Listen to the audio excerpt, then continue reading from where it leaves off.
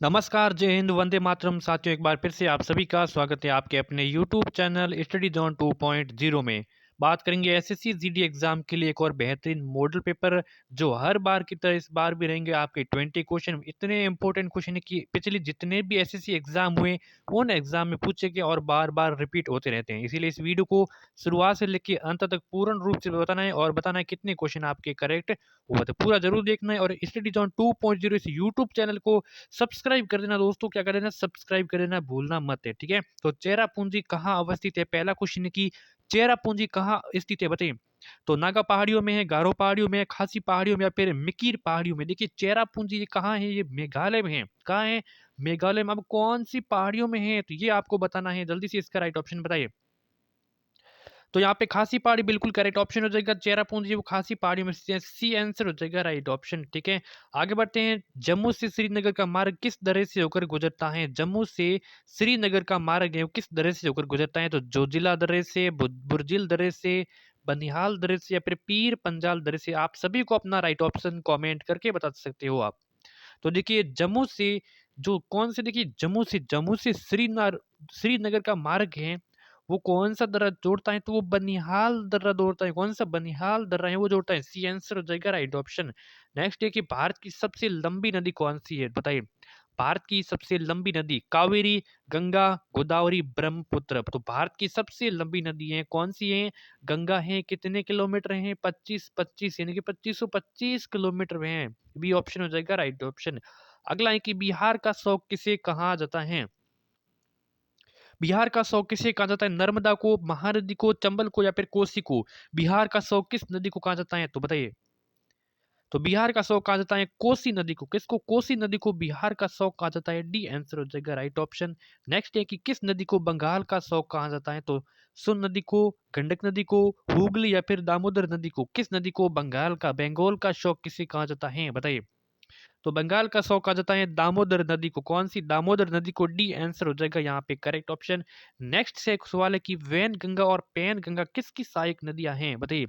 Van Ganga और pan Ganga किसकी सहायक नदी हैं, गोदावरी नदी की, कृष्णा की, गंगा की या फिर झेलम की, बताइए। वैन गंगा और पैन गंगा वो सहायक नदी हैं, वो गोदावरी की है। किसकी है, गोदावरी की। ऑप्शन नंबर ए हो जाएगा राइट ऑप्शन, ठीक है। आगे बढ़ते हैं। कावेरी नदी गिरती है, तो कावेरी नदी कहाँ पे गिरती है, तो बंगाल की खाड़ी में, अरब सागर में, पाक जल डमरू मध्य में या फिर खंबात की खाड़ी में। कावेरी नदी कहाँ पे गिरती है, तो ये अरब सागर में गिरती है। कहाँ पे, अरब सागर में। ऑप्शन नंबर बी हो जाएगा राइट ऑप्शन। नेक्स्ट है कि साबरमती नदी किस शहर के किनारे स्थित शहर है, बताइए। साबरमती नदी है, साबरमती नदी की किस शहर के किनारे स्थित है, बताइए। तो मुंबई है, अहमदाबाद है, हैदराबाद है, विजयवाड़ा। यानी कि आपको बताना है कि जो साबरमती नदी बहती है इनके किनारे कौन सा शहर है, तो उनके किनारे शहर है अहमदाबाद है। कौन सा, अहमदाबाद। बी आंसर हो जाएगा राइट ऑप्शन। वेम्बा नद झील किस राज्य में स्थित है। वेम्बा नद, वेम्बा नद बहुत ही इंपॉर्टेंट क्वेश्चन है। वेम्बा नद झील है किस राज्य में स्थित है दोस्तों, बताना। उड़ीसा है, आंध्र प्रदेश है, केरल है, कर्नाटक है। ये है केरल में। कहाँ पे है, केरल में। सी आंसर हो जाएगा यहाँ पे करेक्ट ऑप्शन। डायरेक्टली एसएससी में ऐसे क्वेश्चन जरूर पूछते हैं। केवलादेव घना पक्षी विहार कहाँ अवस्थित है, अलवर, भरतपुर, सवाई माधोपुर या फिर चिंगलपेट। केवलादेव घना पक्षी विहार कहाँ अवस्थित है, तो ये अवस्थित है भरतपुर में। केवलादेव भरतपुर जो राजस्थान में, कहाँ है, बिल्कुल राजस्थान में है केवलादेव घना भरतपुर, ठीक है। नेक्स्ट है कि कान्हा नेशनल पार्क कहाँ स्थित है, मध्य प्रदेश, बिहार, आंध्र प्रदेश, तमिलनाडु। कान्हा, कान्हा तो ये मध्य प्रदेश में, एमपी में। कहाँ है, मध्य प्रदेश में। ये ऑप्शन हो जाएगा राइट ऑप्शन। एक और है नेशनल पार्क, कौन सा है, कुन्नो, कुन्नो राष्ट्रीय पार्क। ये कहाँ है, ये भी मध्य प्रदेश में, ठीक है। नेक्स्ट, रेगुर मिट्टी का दूसरा नाम क्या है, लाल मिट्टी, काली मिट्टी, ऊसर मिट्टी, मिश्रित लाल पीली मिट्टी। रेगुर मिट्टी का दूसरा नाम यानी कि अन्य नाम क्या है, तो काली मिट्टी है रेगुर मिट्टी का अन्य नाम। ऑप्शन नंबर आपका बी हो जाएगा करेक्ट ऑप्शन। अगला सवाल है कि काजू का सबसे बड़ा उत्पादक राज्य कौन सा है, केरल, आंध्र प्रदेश, तमिलनाडु, महाराष्ट्र।